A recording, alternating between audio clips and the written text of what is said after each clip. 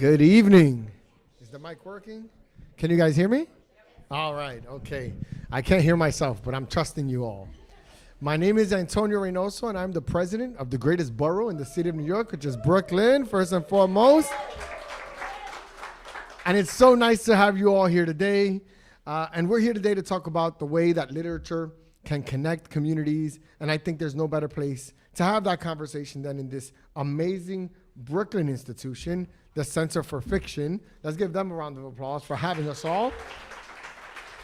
And some of you might know that we are a borough of 2.6 million people, Brooklynites that represent countless cultures, languages, and histories. Often our neighbors have traditions and values that differ from ours, and still Brooklynites find a way to understand and care for one another. This connectedness is one of my favorite things about Brooklyn, and it wouldn't be possible without literature. Hundreds of incredible authors from Brooklyn have preserved their lives in literature, telling stories about their families, their neighborhoods, and their hopes and dreams. Reading these stories, we are able to step into another person's shoes and better understand them. We get to connect with what it means for different people to be Brooklynites. It brings Brooklyn together and makes our borough better. Want to know how impactful our borough is to the world of literature? Look no further than the careers of the authors joining us tonight. Both Patricia Spears Jones and Jacqueline Woodson have left a legacy in the history of Brooklyn's literature, highlighting our borough in their works and contributing to our borough's vibrant literacy circles. These two amazing authors not only represent our great borough, but also our host city and our host state. As borough president, it brings me great joy knowing that our New York State Poet Laureate and our New York State Author Laureate have both so much focus and energy on this amazing borough throughout their bodies of work. I want to thank them both for being here tonight, and I want to thank the extraordinary poet and organizer, Mahogany Browne, for moderating tonight's conversation. So I'll leave you with a quote from one of the greatest poets to ever grace the great land of Brooklyn. His name is Christopher Wallace. Most people know him as the Notorious B.I.G. And he says, "Spread love is the Brooklyn way," and I hope you guys are going to feel a bit of that tonight. Thank you so much for having me.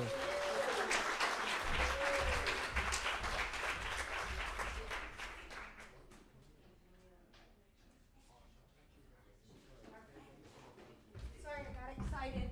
I was chatting backstage, greeting the borough president. Hello, I'm Lyda DeBin. I'm the executive director here at the Center for Fiction. Welcome.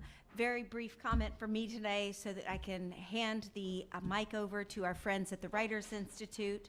For those of you that are new to this space, the Center for Fiction is a 200-year-old cultural nonprofit, and our mission is to encourage people to read and value fiction and to support and celebrate its creation and enjoyment. We support early career writers with our first novel prize and our Emerging Writer Fellowship. We hold curated public events like this one, host a Kids Reads program for public school students, lead reading groups, writing workshops, and offer membership, all vibrant, accessible, and inclusive programs that welcome a wide community to experience the joy of story. So I hope you leave tonight with a plan to come back soon. It is my pleasure to introduce our co-presenter, Paul Grondel, Opelka Endowed Director of the Writers Institute, to introduce our program with Patricia, Jacqueline, and Mahogany. Thank you, Paul. Thank you so much, Lyda. It's really wonderful to be here, see so many people tonight. The Writers Institute is proud to co-sponsor this special evening with Laureates Patricia Spears Jones and Jacqueline Woodson. This is the perfect location because they both live in Brooklyn. First, a little background about our organization. The New York State Writers Institute at the University at Albany was founded in 1983 by Pulitzer Prize-winning novelist William Kennedy, using part of his MacArthur Genius Grant. Since then, we've welcomed more than 2,700 of the world's greatest writers to New York State's capital city. We have the unique assignment of selecting an official state author and state poet every 2 years by convening panels of jurors of acclaimed poets and authors. No other college or university in the nation has a state mandate to carry out this vital role, and we cherish it. We also love handing out a check for $10,000 to each of the laureates. Yes. Past recipients of the State Author Award, and this is just a few, include Ayad Akhtar, Colson Whitehead, Kurt Vonnegut, E.L. Doctorow, and Grace Paley. Past state poets include Willie Perdomo, Jane Cooper, Sharon Olds, and Audre Lorde. 2 new laureates will be inducted at a formal ceremony the night before our 8th annual Albany Book Festival at UAlbany on September 27th. Before I introduce our 2 laureates and moderator for this evening, I consider it vital in this role that I acknowledge the unprecedented attacks by the Trump administration on the arts, on higher education, on free speech, on diversity, equity, and inclusion programs, on migrants, people of color, and threats to many cornerstones of a free and open democratic society that we can no longer take for granted. Dr. Avidan Rodriguez, president of UAlbany, where 4 of our students had their visas terminated without notification last month, he said this at the president's annual spring address in April, quote, "In challenging times like these, the public mission of higher education is not just more important, it is the light by which we will find a path forward for our democracy. UAlbany is not retreating from our mission or our values," he said, noting that UAlbany is one of the most diverse public research universities in the nation.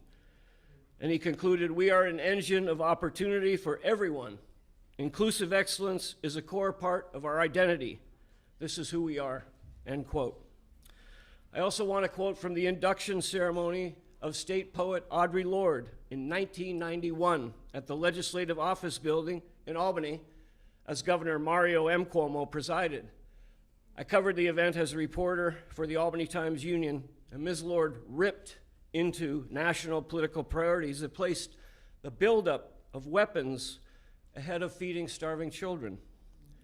She accepted her award on behalf of, quote, "poets who are oppressed, silenced, and disenfranchised, who write on scraps of paper in homeless shelters, in mental wards, in prisons, and on squalid reservations," end quote. She pulled no punches against Governor Cuomo, standing right next to her in his policy. She criticized the state's rising education costs, coupled with lowered standards, and criticized inadequate health care for minority communities in New York City. She concluded with this quote, "I do not hide who I am. I am a Black, lesbian, feminist warrior mother, and if I were not those things, I might be wealthy and famous from my writing today." She received a long standing ovation. We do not know what our laureates will want to talk about tonight. We're defenders of free speech and encourage each of our visiting authors to the Writers Institute to say whatever they please without any restrictions. Our mission has always been to celebrate the authors who are society's truth tellers. Now, a few words about state poet Patricia Spears Jones. She's a poet, educator, cultural activist, and anthologist. Among her many honors, she received the $50,000 Jackson Poetry Prize in 2017, one of the most prestigious awards for American poets administered by poets and writers. Her most recent collection is titled The Beloved Community, published in 2023 by Copper Canyon Press. She's been traveling recently to give poetry workshops as part of her Academy of American Poet Laureate Fellowship. She presented 2 workshops recently at AWP in Los Angeles, including on Black women writing networks. A few words about state author Jacqueline Woodson. She's the author of books for adults, children, adolescents. We'd be here a very long time if I listed all her accolades and awards, but I'll give you a quick sample. 4-time Newbery Honor winner, 2-time Coretta Scott King Award winner, 4-time National Book Award finalist, including the National Book Award itself in 2014 for her acclaimed memoir, Brown Girl Dreaming. She also received a MacArthur Genius Grant and was the Kennedy Center's Education Artist in Residence from 2022 to 2024. And in that role, she created and presented multidisciplinary programs and performances for diverse audiences. We've not yet heard if new Kennedy Board Chair Donald J. Trump will continue that position. And a few words about our moderator tonight, Mahogany L. Browne. She's a poet, writer, playwright, organizer, and educator. Her books include Vinyl Moon, Chlorine Sky, Black Girl Magic, and the banned books, Woke, A Young Poet's Call to Justice, and Woke Baby. She was the inaugural poet in residence at Lincoln Center and is currently artistic director of Urban Word NYC. She came to Albany to the Writers Institute as a visiting author in 2020. In addition to a powerful poetry performance, I remember she shared a lovely recipe for spray bottle hand sanitizer. Since we were still dealing with COVID-19 and it was really hard to find it in stores at the time. She hinted maybe she'll share that recipe tonight because you can never have enough hand sanitizer. So without further ado, it gives me great pleasure to welcome to the stage Brooklyn's own Patricia Spears Jones, Jacqueline Woodson, Mahogany L. Browne.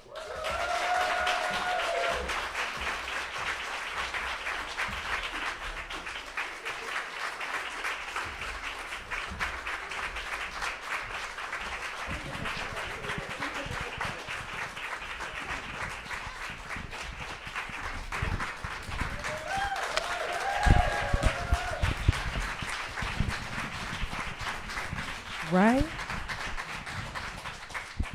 I feel like I'm sitting next to legends because I am.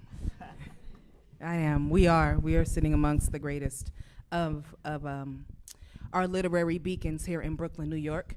Before we get into a conversation, I wanted to leave the space open. I wanted to open the space with poems or a selection. So, Jackie, would you open us up? And then Patricia Spears Jones, will you close out that section? So I'm going to open with a poem from my memoir, Brown Girl Dreaming. And for those of you who haven't read it, the only context you need is that I grew up Jehovah's Witness and Muslim, so there were a lot of rules in my house. You need to know. Yes. This is called music. Each morning the radio comes on at 7 o'clock. Sometimes Michael Jackson is singing that ABC is as easy as 1, 2, 3. Or Sly and the Family Stone are thanking us for letting them be themselves. Sometimes it's slower music, the 5 stair steps telling us that things are going to get easier. Or the Hollies singing, he ain't heavy, he's my brother, so on we go. My mother lets us choose what music we want to listen to, as long as the word funk doesn't appear anywhere in the song. But this summer I am 10, funk is in every single song that comes on the cool black radio stations. So our mother makes us listen to the white ones. All afternoon, corny people sing about Colorado, about everything being beautiful, about how we've only just begun. My sister falls in love with the singers, but I sneak off to Maria's house where, safe inside her room with a pink shag carpet and bunk beds, we can comb our doll's hair and sing along when the Ohio players say, he's the funkiest worm in the world. We can dance the funky chicken, tell imaginary intruders to get the funk out of our faces, say the word so hard and so loud and so many times. It becomes something different to us, something so silly we laugh just thinking about it. Funky, funky, funky, we sing again and again until the word is just a sound, not connected to anything, good or bad, right or wrong. Thank you.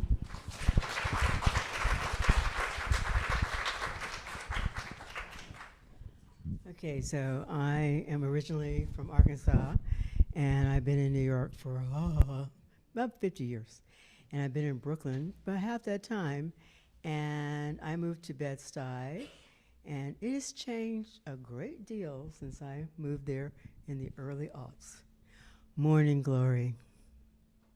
Sunlight softens, helicopters hover, skies above Brooklyn, presidential visit, murder investigation, matters little, noise in the skies, noise on the ground. You should prune the morning glories, I tell my elderly neighbor. She refuses. She likes the way the vine has curled around her fence with a ferocity that cannot be so easily cut back. I get that. Wildness is rare on a Brooklyn city block. Old roses return late May as if to say, "Ha! You think we do not know the season?" Squirrels roam the bricks of buildings while the gleaners fight with raccoons for the spoils of left-out trash. Huge green leaves for plants with names unknown to me sparkle on mornings bright, and dead tree leaves demand constant sweeping away. The tabby is big, old, and tired. Too many kittens, not enough food. These are ungenerous cat lovers. Neighbors greet each other and shake their heads at the young men and women mostly, but not all white folk, running, or their faces drowning in a pool of handheld devices. You almost wish they smoked or cursed, had personality, but they run and run and run. Thus, the joy of this vibrant morning glory vine, rooted in her garden's disarray, happily dominating. Oh, morning glory, purple, green, leaves plump as Italian cookies. Blossom your hearty display for all to see. Hold your vine's haven on Macon Street. Only winter, harsh winter, will take your vines back to the ground, your wildness calmed. Thank you both. You both have deep ties to Brooklyn, which serve as a central backdrop and source of inspiration in much of your work, exploring the borough's rich culture, social, and historical layers through your writing. So Patricia, your latest collection, which you just read from The Beloved Community, it engages deeply with the themes of justice, tenderness, and resistance. What inspired the title, and how does it frame the poems within? Well, the title was inspired in a couple of ways. One is because I've always thought about the fragility and the necessity of community. And I love the phrase beloved, the beloved community. And I know a lot of people say, well, it's like when Martin Luther King said blah, blah, blah. But, you know, as someone who's sort of a Christian, every once in a while I go to church, the second commandment is to love thy neighbor as ourselves. And I think it's the hardest commandment, because there's some neighbors you don't love. You don't like them. They're not nice to you. They try to rip you off. They do all kinds of crazy things. So that's hard work. But also, it's also based on a little small poem. I wrote this about going to my local laundromat. And I was trying to talk about all of the ways in which we connect. And one of those is that there is such a thing as accidental intimacies. That because we live in a huge city, Brooklyn, New York City, if you lived in Chicago or Pittsburgh or Atlanta, you know, you may find yourself suddenly in the midst of someone else's difficulties. They may be having a breakup. They may just find out that they won something. You may be in their joy or in their fear or in their anguish. And you don't know them and they don't know you, but there you are. And so what do you do? How do you deal with that? That is part of being in a community. How do you make that decision? How do we welcome the stranger? Because each of us in this room can be that stranger. I love that. How do we welcome the stranger? Thank you. Jacqueline, many of your books center on Brooklyn, especially neighborhoods like Bushwick. What role does Brooklyn play in your creative imagination and in shaping your characters' lives? Oh, sorry. I'll do that again. I had my mic off. That was crazy. Okay. I was like, I'm really talking to you. It feels so intimate. Many of your books center on Brooklyn, especially neighborhoods like Bushwick. What role does Brooklyn play in your creative imagination and in shaping your characters' lives? So I came to New York when I was 7. First Brownsville and then Bushwick, and Bushwick is where I spent, all of my childhood and young adulthood, the old Bushwick. Not this one. Yeah, it's different. But I think I talk about this in Remember Us, or talk about it in writing Remember Us. That's a book about the fires that happened in Bushwick in the 70s, and people constantly getting burnt out, and that first change that I knew of in the neighborhood. But I write about Brooklyn so much because I feel like it's ever-changing and evergreen. There's so much that is still very Brooklyn to me. And so even though when we talk about down south, my family, we say we're going home, right? But Brooklyn is home to me. And so anyone in Brooklyn knows, like, Fort Greene is different from Bushwick, is different from Bed-Stuy, is different from Canarsie, is different from East New York and Brownsville. And so the flavors of those different neighborhoods, as a writer, I can jump around and tell a completely different story. I can jump 10 years in the future and tell a different story. I could jump 10 years back in the past and tell a different story. Mm-hmm. And so I feel like so much of my material is accessible here because it's in my blood and bones in that way. And then also it's neighborhood. When I was writing If You Come Softly, and one of my characters lived in Fort Greene, I wrote what I knew about Fort Greene from when my brother was at Brooklyn Tech, and that childhood memory of the neighborhood. And then as an adult, I went and walked around it. And I remember when I was writing a book about Kentucky, I was like, damn, I gotta go to Kentucky? Like, no hate for Kentucky, but like at some point you gotta get on the plane and know if you're writing the truth about the place. So I like being in Brooklyn. How was Kentucky? I'm just playing. It was interesting because it was like I had imagined it, in terms of the landscape. But when I imagined it, I didn't imagine it with the people in it, and that was something that was interesting to engage in that place with the people. Yeah, Kentucky is a very strange state because it was not part of the Confederacy. But it acts as if it does. It was. This was very interesting. That's so interesting. I mean, it really was. I mean, there were all these. They false flagged it. And it's just very interesting that way. But also Appalachia is very different, and then there are all those caves. Yeah. Anyway, yeah. So Jacqueline, Professor Woodson. I don't want to give anybody permission to be like, oh, I know you now, so, JW. I'm wondering, because your writing spans between children's, YA, adult fiction with a poetic style, and Patricia, your work is primarily known for poetry, blending lyricism and storytelling to challenge the norms and expand the literary canon, I'm wondering what this laureateship allowed your dedication to the craft to do.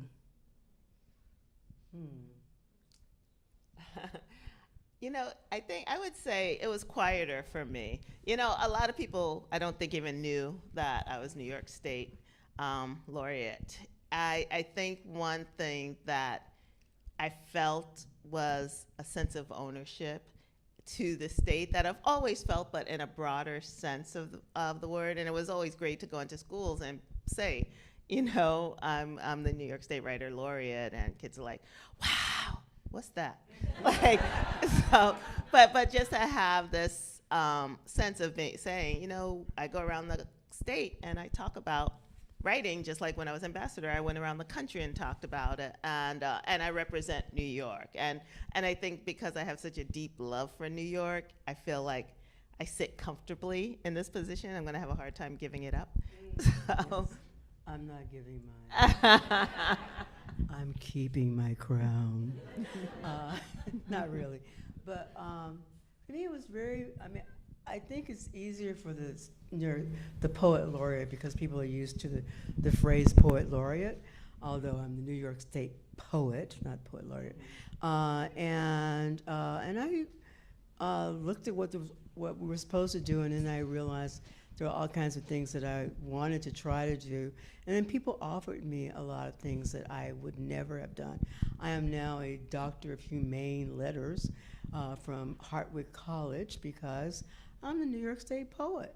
They were like, "You're the New York State Poet. We want you to come to our commencement." I'm like, "Okay."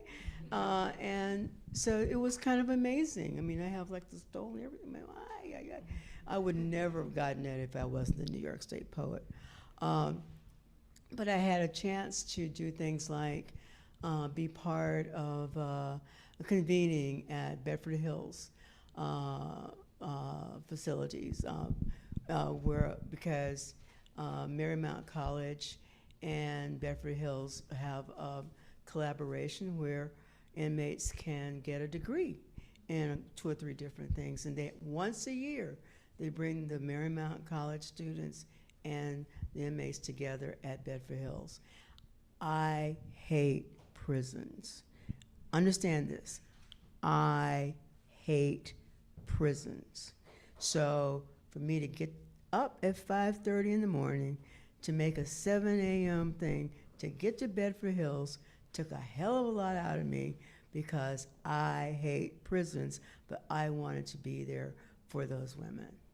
So, and that would not have happened if I hadn't been the New York State Poet. You both blend artistry and advocacy. What does it mean to you to build a literary community that is not just inclusive, but actively transformative? I have no idea. I mean, I think we're all part of those communities. I don't know if we all are co-builders, it seems to me, in some ways. And one of the things that I got to do was get a fellowship from the Academy of American Poets and the Mellon Foundation. Thank you very much. And so I was able to build out materials that I have been developing for a long time. And now they're part of the poetry community. Anybody can use this material. And so that's part of my way of doing that. And I got to, I mean, it still hasn't completely finished, but it was really exciting to work with people in Rochester, to work with people here at the Schomburg, to curate 4 other poets, one of whom is a former student of mine, Jordan E. Franklin, go girl. But I've been working in different ways in community ever since I've been in New York.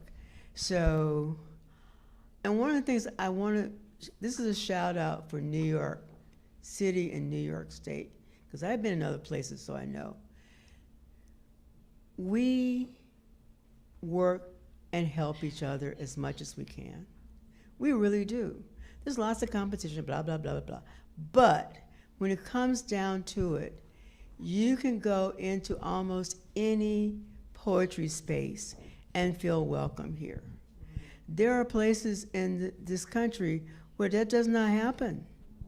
I went to San Francisco many years ago, and the people in the Bay Area would not talk to the people in San Francisco, and the people who went to that college would not talk to these people over there. I mean, they were ridiculous. San Francisco is this big. And I'm like, what is wrong with these people? You know, but New York is very different. And I think we need to honor, we need to recognize just how unique and important that is. So community is always being built, always. That's just my take on it. I was thinking when you were saying that about the poetry, how I remember some people, I'm not going to name people, but they opened this cafe, and it was like a writer's cafe and a coffee shop, and everybody in there was so shady that nobody wanted to go in, and it closed, right? You know where I'm talking about. Like, you walk in and you just got enveloped in shadiness. Like, why are you even here? Yeah, you know what? I'm gonna go right at home. I miss that coffee shop. I never saw that coffee shop. Oh my goodness, it was a it vibe. on Fulton? I can't. Oh. I've erased where it was. I just remember like. I'm traumatized. Yes.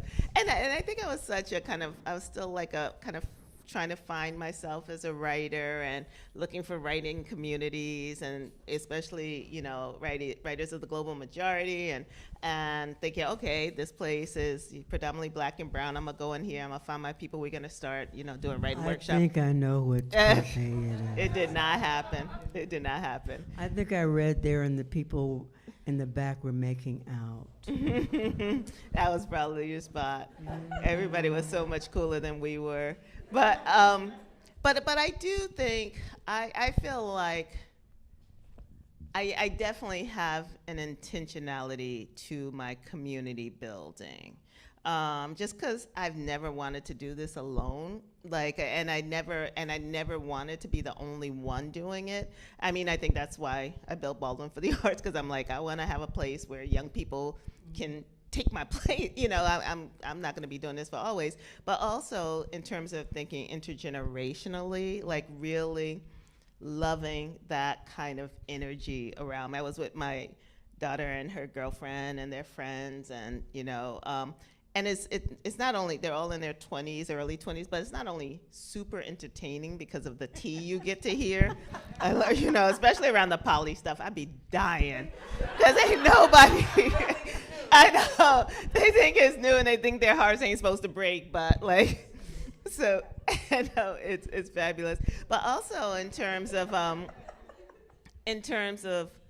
I just remember the first time I got accepted to an artist colony was McDowell. It was still the McDowell colony. They've dropped the colony, thank goodness. But being accepted and being around all these artists and still feeling this imposter syndrome, but having been accepted meant so much to me in my own validation, and then meeting like visual artists and composers and working across the genres and realizing that this is something you could do. You could put music with words and have something different, or someone can paint a picture and you could go to an art opening and you could read your poetry in that space while people are looking at work. Like all of that was just mind-blowing to me, and something that I've been like over the past 30 years so intentional about keeping going, especially now with so much attempted erasure to these voices. To me, it's like, what is our responsibility, like deep responsibility? Save everything. Yeah. I'm not joking. Save everything. Save everything, like all your work? Save everything. Put it on USB. I'm telling you. I mean, when libraries are being censored, when we don't know what those idiots, the people who are working with Doge, were doing to the codes, right? We don't know. So my attitude is, as seeing as I'm already a pack rat, I'm just saving everything and archiving everything. Don't assume that what you know about something everybody else knows, because they don't. They really don't. And because I've seen enough stuff from how people write about the East Village in the 1970s, and you would not think that one Black or brown person was involved in the avant-garde, which is one of the reasons why I've been working on a memoir, because I was one of them people. So you have to so I never used the term intentionality because I'm older than you, so that's why. But I always think of it as organically. For me, everything is kind of I just had to do it. And but I also think that we have an important the level of attack on the arts is so strong because we are not weak. And I think we have to remember that. I think we often think that nobody reads us, nobody cares, obviously somebody does, but we are not weak. And we need to remember that, because people don't go after weak people in that kind of way. The fact that they're going after the colleges and universities, libraries, museums, theater companies, literary organizations like this one, all at the same time, means that they know that what the knowledge in this place and elsewhere is a threat to their agenda, and they want to try to get rid of it. That's what's going on. And we need to say, you can't erase us. We're not going anywhere. I mean, one of the better things about the internet, one of the few better things about the internet, is that people post all kinds of stuff, sometimes actually factual, and you can use that. We need to just start to really be intentional about how we hold on to our stuff and not let it be taken away. I'm glad you brought up Baldwin for the Arts, because that's what I was thinking. I'm a Baldwin for the Arts fellow, and you also did this amazing archive project, which is very much in line with the work that you're doing now to assure that the work that we do is not just erased and forgotten.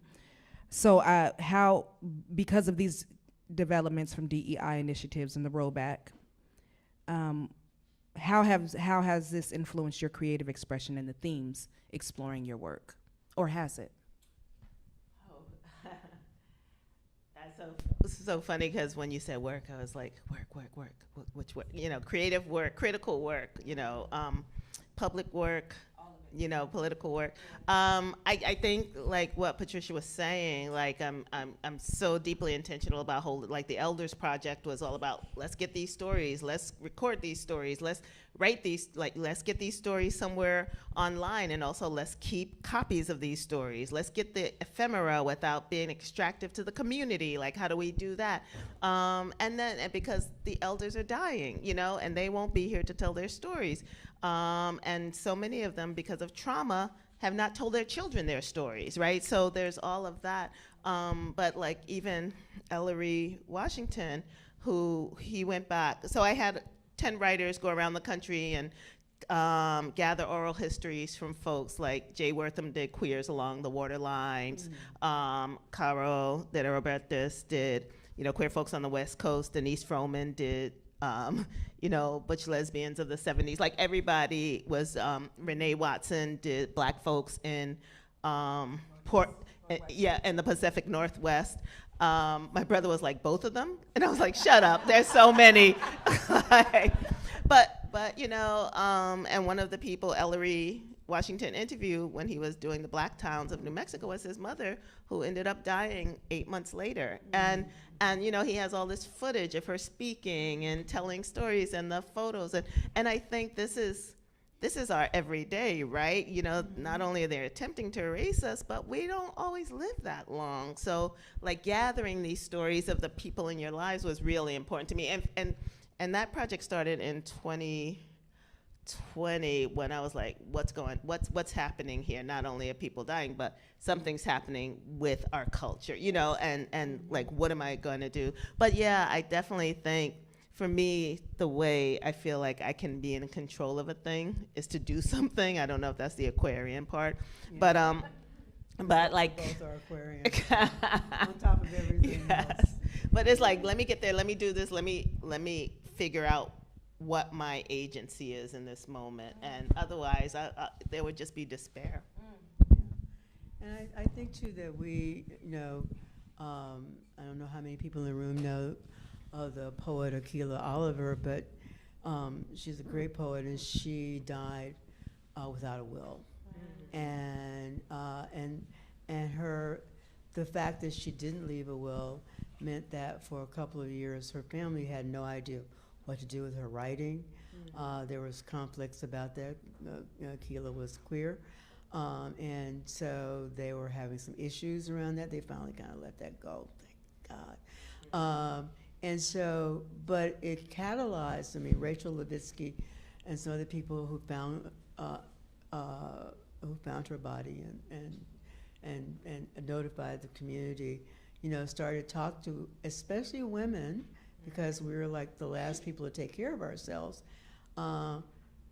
Archive your stuff. Know that what you're doing is worthy of being remembered, being saved, being conserved. Don't just throw stuff away. And I don't know about you, but I've often had those moments when walking down the street and you see all this artwork on the sidewalk because somebody was not able to like make the judgments or get the connections or get the help to keep their work in place. So please, if you have good friends who are, you know, artists or who need some support in this area, reach out. You know, we can't do this alone. Nobody can. And I am incredibly grateful that my archives from like 1974 to 2016 or so are in, you know, the Schomburg. You can go and read my ridiculousness from my 20s. Oh my God. Oh.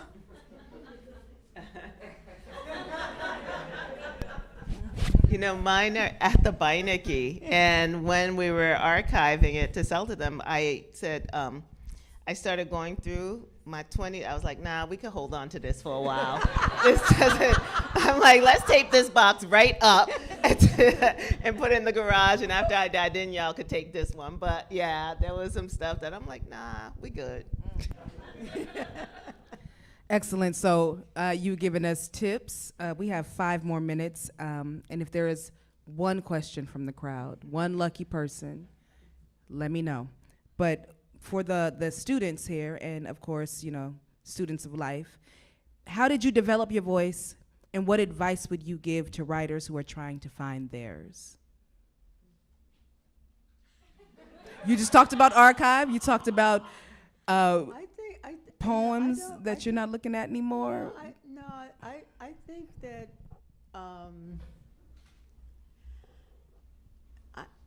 I have a sense that most artists have something essential within them that in one way, shape, or form will come out. And I don't know, you know, and you never know when that's going to happen or how. I mean, but a lot of it is just, you know, it's just discipline. You just write and you read and you think and you work with other people who write and read and think. And you hear what they say about you and you hear what you say about them. And I think that, you know, everybody calls them poets, right? They're always in solitude and all. That's bullshit. It's absolute bullshit. I don't know any poet who's always in solitude. If they were always in solitude, they'd be nuts. So you have, you know, yes, you sit down and you write things, but before you get to the computer, your pen and paper, whatever, you have had conversations, you have read several things, you have thought about something possibly for years before you even write the first "the" on the page. And I guess that, so I'm not sure, I think every student is a student. I'm still learning stuff. I'm still trying to figure out how to write one more decent bop. I only wrote one that was decent. The others are, you'll never see. All right, and so everybody has, as you don't think that once you have mastered something, that you can't master something else. You know, that you can't challenge yourself, and don't be afraid of risk. I mean, I think that if anything for young people, it's very difficult because so much of what young people do now gets posted really quickly, gets responded to really quickly, and I'm like, hold on to your shit. Excuse my French. Just hold on to it. You don't have to share it with everybody. You know, wait until you feel like it really is that strong before you share it with the whole world. Because the whole world is not gonna love you. Some of it will, but not the whole.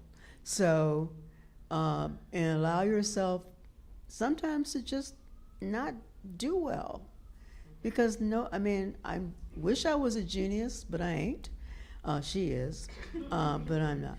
So, but allow yourself to both take chances, try things you aren't comfortable with, explore stuff you don't know.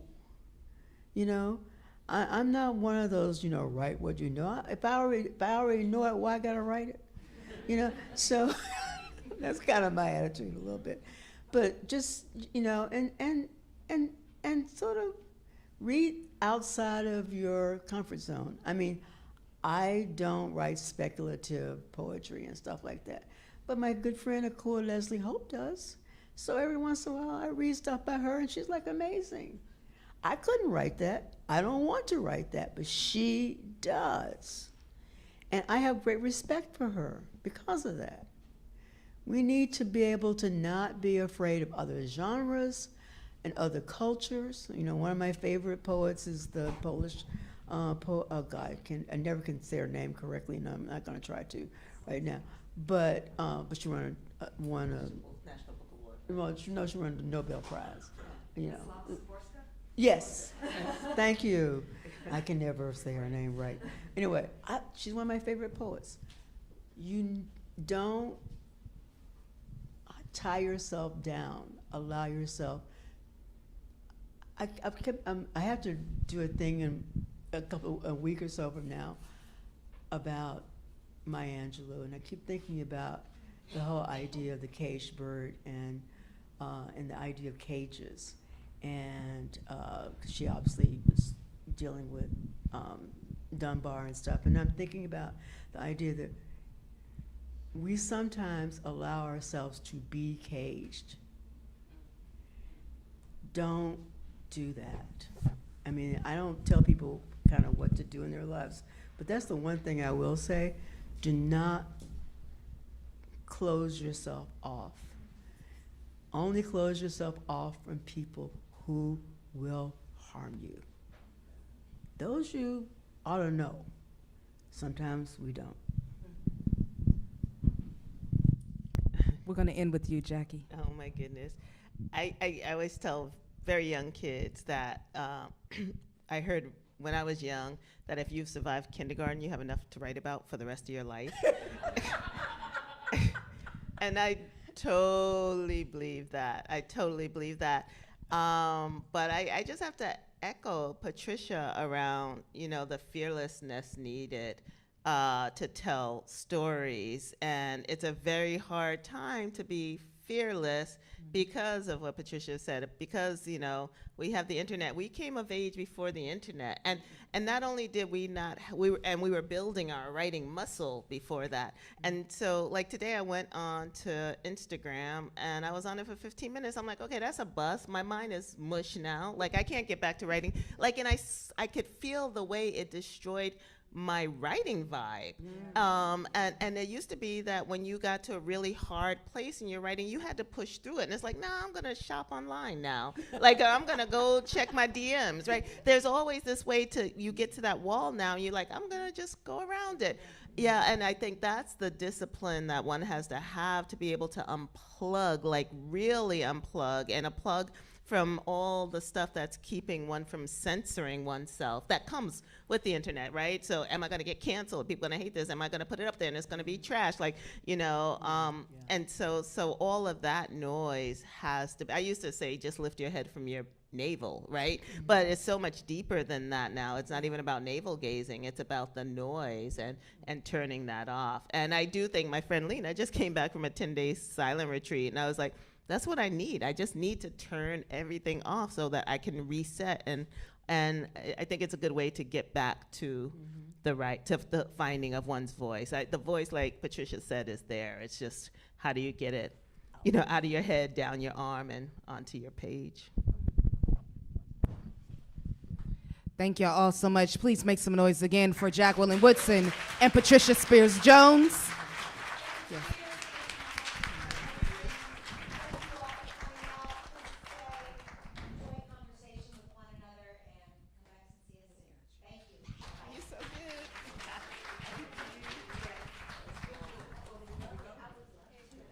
Let me just